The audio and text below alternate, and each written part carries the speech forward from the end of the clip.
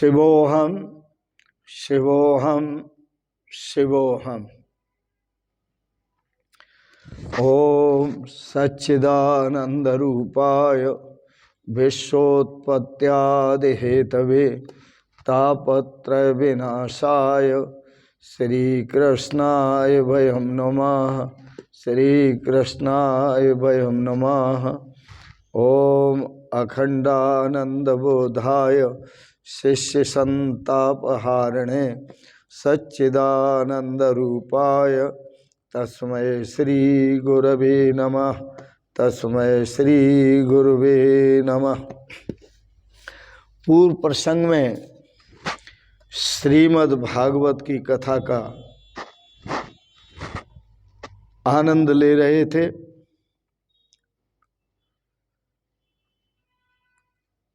षडंगादि वेदो मुखे शास्त्र विद्या कवित्वादि गद्यम सुपद्यम करोति गुरोरंग्र पद में मनश्चेन्न लग्नम ततः किम ततः किम ततः किम ततः किम।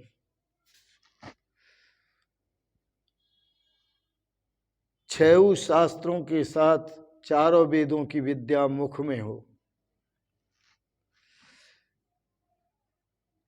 गद्य और पद्य की रचना करने में सक्षम और कुशल हो, लेकिन इतना होने पर भी यदि आपका चित्त भगवान के श्री चरण कमलों में नहीं लगा हुआ है तो वह सभी कुछ व्यर्थ है, उससे कोई प्रयोजन नहीं है। भगवान ने श्रीमद् भागवत की कथा में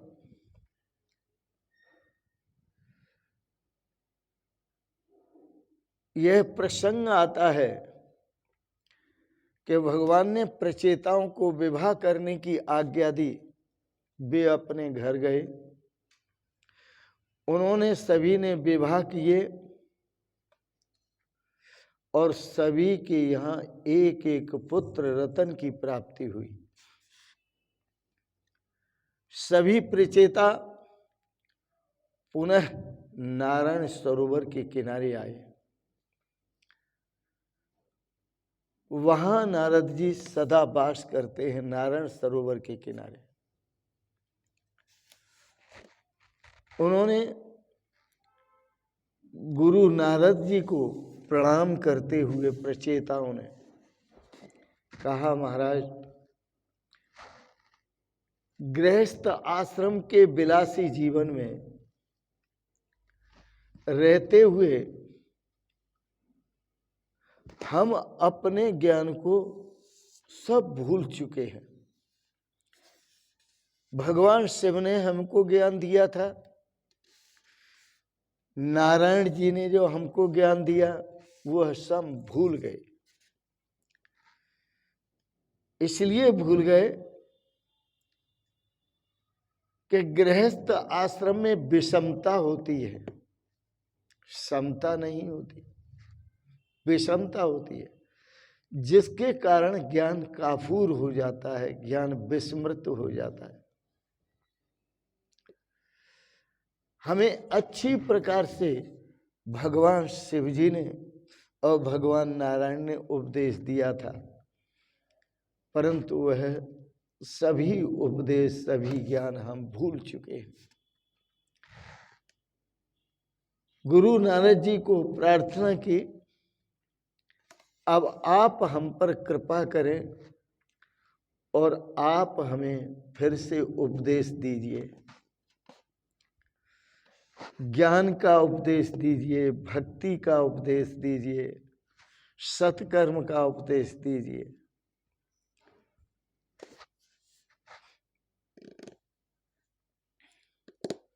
वस्तुतः ये जगत है, इस जगत को कोई खुश नहीं कर सकता। चाहे जितना सुंदर आप उपदेश करें,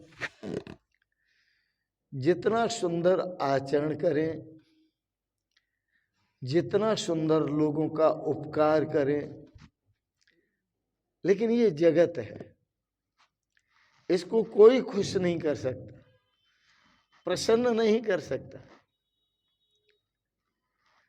जगत को प्रसन्न करना बड़ा कठिन है।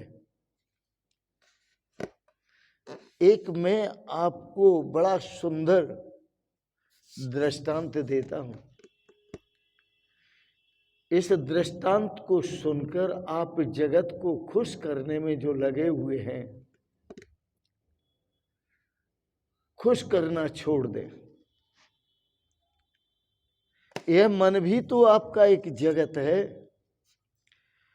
इस मन रूपी जगत को खुश करने में लगे, खुश करना छोड़ दें। क्योंकि आप न तो जगत को खुश कर सकते हैं और न मन रूपी जगत को खुश कर सकते। एक बार कहीं पिता पुत्र तीर्थ यात्रा पर जा रहे थे, घोड़ा साथ में था। पुत्र बोला, पिताजी आप घोड़े पर सवार हो जाओ, थक जाओगे। पिताजी ने कहा, बेटा ठीक है, आप कहते हो। पिताजी घोड़े पर सवार होकर चलने लगे। रास्ते में कुछ लोग मिले, कहने लगे, देखो इस पिता को शर्म नहीं आती, अपने छोटे बच्चे को तो पैदल चला रहा है और खुद घोड़े पर बैठा हुआ है। यह बात सुनी तो पिता नीचे उतरे और उस बच्चे को उन्होंने घोड़े पर बिठा दिया। आगे गए, कुछ और जगत के लोग मिले, कहने लगे, देखो ये हट्टा गट्टा जो जवान हो रहा है वो तो घोड़े पर बैठा है और बूढ़े पिता को पैदल चला रहा है, इसे शर्म नहीं आती, लज्जा नहीं आती इसे। यह बात सुनी, वह बेटा भी नीचे उतर आया, कहने लगा, पिताजी ऐसा करते हैं, अब दोनों बैठते हैं। उस घोड़े पर दोनों ही बैठ गए और बैठ कर के जब चलने लगे तो फिर आगे चले तो रास्ते में फिर जगत के लोग मिले, कहने लगे कि देखो ये दोनों ही हट्टे गट्टे मुष्टंड हैं और घोड़े पर लदे हुए हैं, इनको शर्म नहीं आती, इनको लज्जा नहीं आती, घोड़ा कितना परेशान होगा। तो दोनों ने सोचा घोड़े की सवारी करना ठीक नहीं है, पैदल चलते हैं। वह पिता पुत्र दोनों ही पैदल चलने लगे। तो आगे चल कर के इस जगत के लोग फिर मिले और आगे चल कर के जगत के लोग मिले, कहने लगे, देखो जगत के लोग कहते हैं, देखो ये दोनों इतने बड़े बड़े हैं, बिल्कुल मूर्ख हैं, जब सवारी पास में है तो भी पैदल चल रहे हैं, इनको बिल्कुल शर्म नहीं है। सवारी पास में है फिर भी पैदल चल रहे हैं। अब आप सोचिए कि संसार के मूर्ख लोगों को कोई सुधार नहीं सकता, उनके अनुसार कोई चल नहीं सकता, संसार के जगत के लोगों को कोई प्रसन्न नहीं कर सकता। जब वह अकेले बैठे पिता तोटों का, पिता पैदल चले, बेटा बैठा तोटों का, और जब पिता पुत्र दोनों बैठ गए तोटों का और पिता पुत्र दोनों ही पैदल चलने लगे तोटों का, यह समाज है भैया, यह जगत है। इस जगत को आज तक कोई प्रसन्न नहीं कर सका। आप कितना ही अच्छा कीजिए, अच्छा करते हुए भी आपको इस जगत की जो अनट टोटी बातें होती हैं, उल्टी सीधी बातें होती हैं, वो सुननी पड़ती है और सुननी पड़ेगी। और सुनिए ठाठ से, परमात्मा को आप प्रसन्न कर सकते हैं जो महान है, उस परमात्मा को जो सबसे महान है, जगत से भी जो महान है, जगदीश्वर है, उस परमात्मा को तो आप प्रसन्न कर सकते हैं, लेकिन याद रखना, जो जगदीश को प्रसन्न कर सकता है वो जगत को भी प्रसन्न कर सकता है, लेकिन जो जगदीश को प्रसन्न नहीं कर सकता वो जगत को भी प्रसन्न नहीं कर सकता। इसलिए जो परिश्रम करना है, प्रयास करना है, वो जगदीश को प्रसन्न करने का प्रयास करो। जगदीश प्रसन्न होंगे तो जगत भी प्रसन्न होगा, और यदि जगत को प्रसन्न करने का आप प्रयास करेंगे तो ये जगत भी प्रसन्न नहीं होगा, खुश नहीं होगा, और जगदीश भी खुश नहीं होंगे। सावधान। इसलिए जगदीश को प्रसन्न करने का, परमात्मा को प्रसन्न करने का, भगवान को प्रसन्न करने का प्रयास करो, ये जगत अपने आप प्रसन्न होगा। क्यों? यह जगत भगवान का उपादान कारण है। भगवान ही इस जगत के निमित्तो उपादान कारण है। यदि भगवान को प्रसन्न कर लिया तो ये जगत भी प्रसन्न होगा, और यदि आप जगत को प्रसन्न करने के लिए चलें तो जगत प्रसन्न नहीं होगा। बड़ा सुंदर रामचरितमानस का उदाहरण है। भगवान श्री राम, जिनका ये वचन था, दयाम च सौख्यम च यदि वा जानकी मपी आराधना लोकस्य मुंचतो न अस्ति में भी था। मैं अपनी दया का परित्याग कर दूंगा, अपने सुख का परित्याग कर दूंगा। जानकी मपी, जो मेरी प्राण प्रिया श्री सीता जी है, उनका भी परित्याग कर दूंगा। आराधना लोकस्य, इस लोक को प्रसन्न करने के लिए। लेकिन मैं आपसे पूछता हूं, क्या राम जी से ये लोक प्रसन्न हुआ? उन्होंने बहुत कुछ किया, परंतु यह लोक, यह जगत राम जी से भी प्रसन्न नहीं हुआ। जबकि राम जी का स्वभाव था कि वो सरल के साथ सरल व्यवहार करते थे, और कुटिल के साथ भी सरल व्यवहार करते थे। सरल के साथ तो सरल व्यवहार करते ही थे, लेकिन कुटिल व्यक्ति के साथ भी वो सरल व्यवहार करते थे।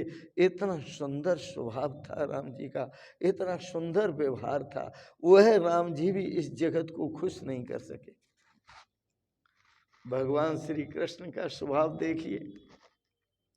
भगवान श्री कृष्ण का स्वभाव तो ऐसा है कि सरल के साथ सरल है और कुटिल के साथ कुटिल व्यवहार है।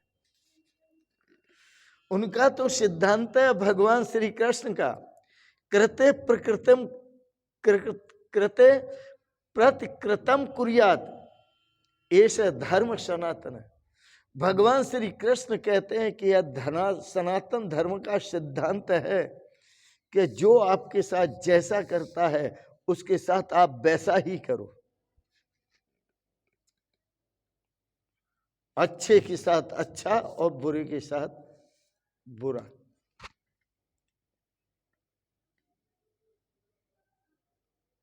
तुमने सुना होगा एक सुंदर वाक्य और भी,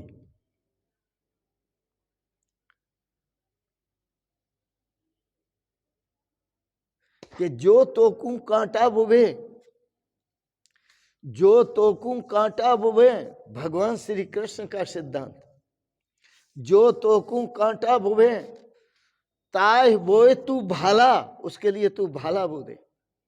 जो तोकू कांटा बुवे ताय बोए तू भाला, और वो भी साला क्या समझेगा पढ़ा किसी से पाला। वो भी साला क्या समझेगा पढ़ा किसी से पाला। तो भगवान श्री कृष्ण का सिद्धांत तो ये है।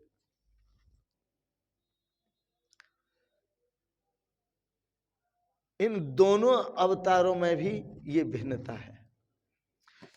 इन दोनों अवतारों का अंतर देखा जाए तो यही अंतर है, और कोई अंतर नहीं है। जगत को भगवान श्री राम भी, रामचंद्र भगवान भी प्रसन्न नहीं कर सके, तो यह मनुष्य की क्या औकात है जो साधारण मनुष्य इस जगत को प्रसन्न कर सकेगा। समाज को यदि कोई सुधार सकता है तो वह राजा नहीं सुधार सकता, संत ही सुधार सकता है। राजा समाज को सुधारने में समर्थ नहीं दिखता, लेकिन संत समर्थ हैं। और जहां जहां संतों के चरण पड़े, जहां जहां संत गए, जहां जहां संत बैठे उठे खाए पिए रहे, वहां वहां समाज सुधरा है। इसलिए इस समाज को राजा नहीं, संत ही सुधार सकता है। इस जगत को खुश करने के लिए आपको इस जगत को खुश करने की वृत्ति छोड़नी पड़ेगी और ईश्वर को खुश करने की वृत्ति अपनानी पड़ेगी। ईश्वर को प्रसन्न करने का आपको प्रयत्न करना पड़ेगा। प्रभु को प्रसन्न करने के लिए इस चौथे स्कंद में 3 मार्ग बताए हैं। 3 मार्ग। दया सर्वभूतेषु। भगवान को प्रसन्न करना है तो सभी भूतों के प्रति दया भाव रखो, सभी भूतों के प्रति दया भाव। संतुष्टया येन केन वा।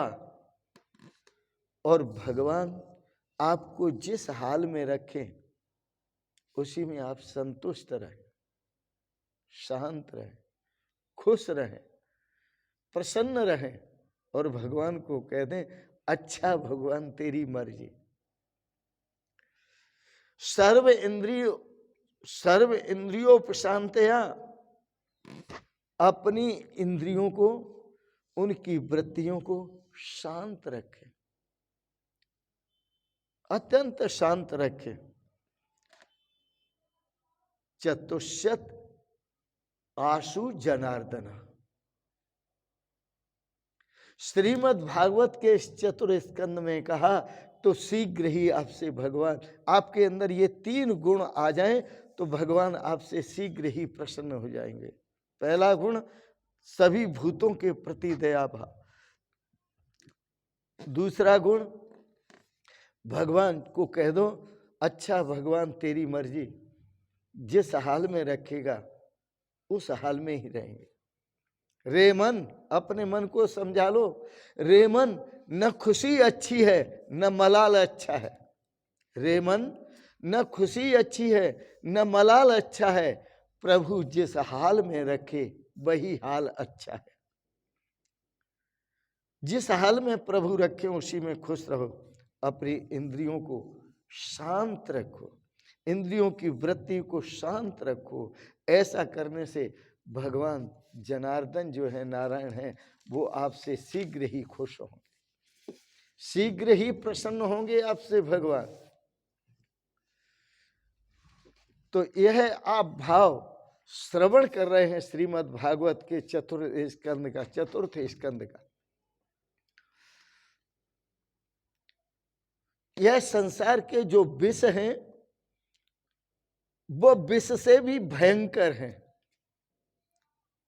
यह श्रीमद् भागवत के चतुर्थ स्कंद का उपसंहार है, जो आपको कहा जा रहा है, तत्व बताया जा रहा है, सार बताया जा रहा है। जो विषय हैं वह विष से भी भयंकर हैं। क्यों? कि विष खाने से तो आदमी मरता है,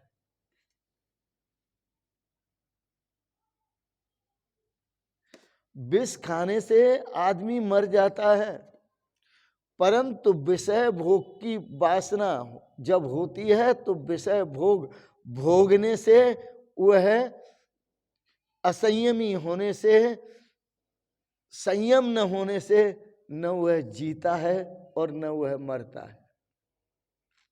न तो वह सुख से जी ही पाता है, न तो सुख से जीता है और न वह सुख से मरता है, दुखी रहता है।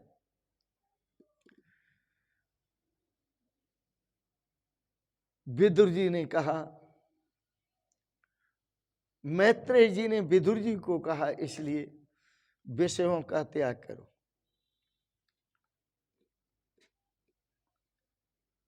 विषय विष से बुरा होता कि विष तन ही जलाता है, विषय भोगी बना करके लोक सबरे मिटाता है। महर्षि अष्टावक्र ने राजा जनक को कहा था, जो मोक्ष है तू चाहता, जो मोक्ष है तू चाहता, विष सम विषय तजता तरे। इन विषयों को विष समझ करके त्याग दो। जो मोक्ष है तू चाहता, विष सम विषय तजता तरे। आर्जव क्षमा संतोष समदम, पी सुधा दिन रात रे। संसार जलती आग है, संसार जलती आग है, इस आग से झट भाग कर अशांत शीतल देश में हो जा अजर, हो जा अमर।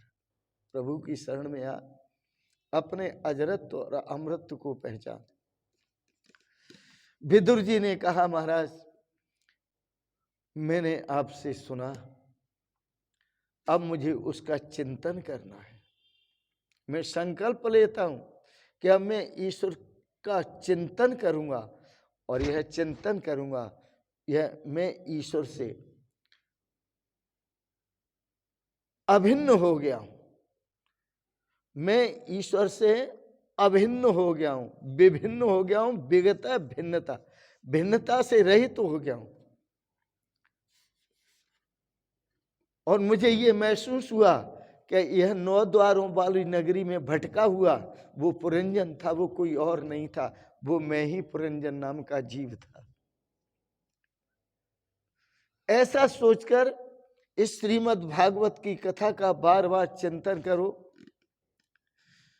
मैत्रेय जी ने यह विदुर जी को कथा सुनाई, श्री सुखदेव जी ने राजा परीक्षित जी को कथा सुनाई, और सूत जी ने शौनक आदि ऋषियों को यह कथा सुनाई। प्रचेताओं की कथा वक्ता और श्रोताओं के दोनों के पापों को जलाकर भस्म कर देती है। यह कथा बड़ी सुंदर कथा है। और अंत में भगवान को याद कीजिए, हरे राम राम राम हरे हरे, हरे कृष्ण कृष्ण कृष्ण हरे हरे। तो भगवान की शरण, भगवान को प्रसन्न करने के लिए गुरु की शरण लेना अत्यंत जरूरी है, क्योंकि नारद जी ने ही प्रचेताओं का उद्धार किया है। उन्होंने ही पुनः ज्ञान लौटाया है।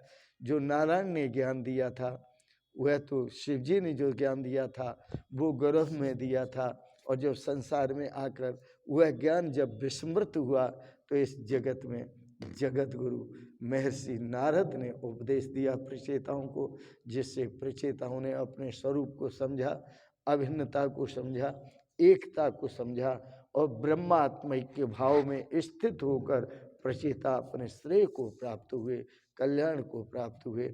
इन शब्दों के साथ ही वाणी को विराम देते हुए चतुर्थ स्कंद की पूर्णता में मैं आप सबके प्रति भगवान से मंगलमयी शुभकामना करता हूँ। भगवान आपको सपरिवार सदा स्वस्थ और सुखी रखे। आपको बहुत बहुत मंगलमय शुभकामनाएं, बहुत बहुत आशीर्वाद, बहुत बहुत प्रणाम प्रणाम प्रणाम। शिवोहम शिवोहम शिवोहम।